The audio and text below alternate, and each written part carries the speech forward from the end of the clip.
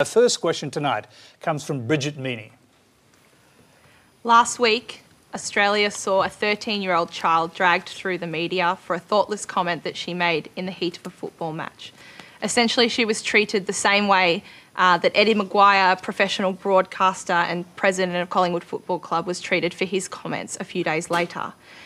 Has Australia become confused as to what racism is and what constitutes a racist? Linda Burney, let's start with you. Oh, what a surprise.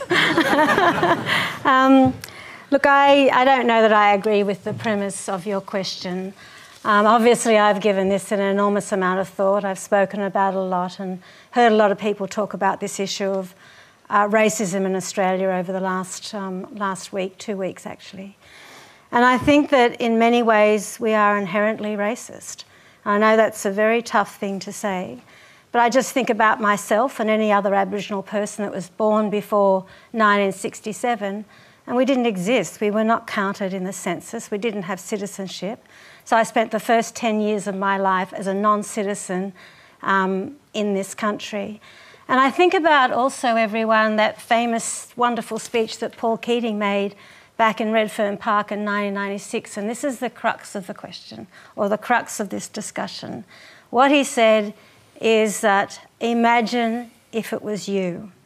He asked us to think about what it would be like to have our culture, our history denied and not understood. And that's really the question we need to ask. I think the other point to make is that in many ways, when you look at Australia, we are a shining example of multiculturalism. But when it comes to Aboriginal people, I think, you've got the whole history to deal with. And one of the most ugly parts of that was when we were scientific curiosities. And there are many body parts, whole Aboriginal people, probably my relatives, that lie in the vaults of museums in Europe and around this country. Racism is ugly no matter how you cut it and dice it. But at the end of the day, I want this discussion to go somewhere. We see in this country constantly racism bubble up, Hanson, 2005 Cronulla, and now this. And then it ebbs away.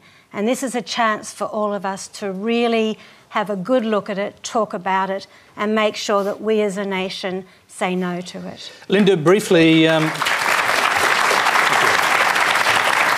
very briefly, one of the extraordinary things that happened when Adam Goodes responded to the initial incident with the 13-year-old girl was that he remembered being back in the schoolyard.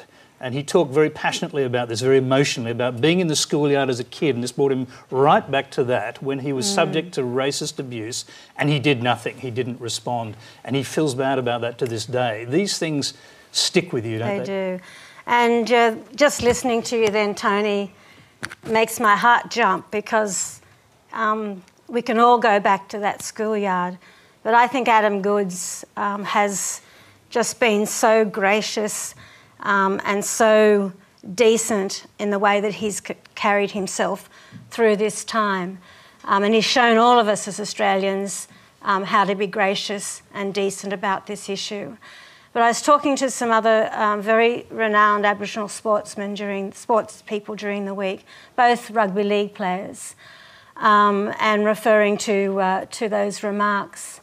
And they just said it cuts, my dad put up with that stuff. My mum put up hearing that. I've heard that saying 50 or 60 times in your life. Maybe that person's only said it once, but we've heard it so many times it cuts us. And I think that's really what Adam Goodes was saying. Let me just go back to our question, because she has a hand back up. You want to respond? I have no doubt that Adam Goodes was speaking from a place of experience, that he experienced that in the schoolyard.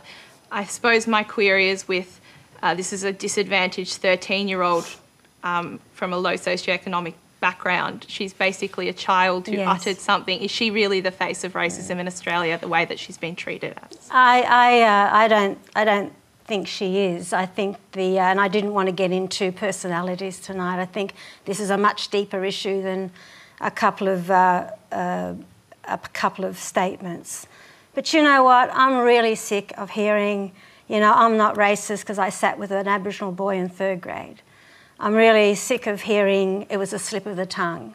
I'm really sick of hearing, you know, mate, I didn't really mean it. Those things are not good enough anymore. I don't have any particular feelings about that young girl. I think she's probably learnt the best lesson in her life, and maybe she started a conversation that we actually needed to have. But I do say to adults who have continued in that same vein in this country that should know better, it's not a slip of the tongue. It's not acceptable, and we are saying no to it.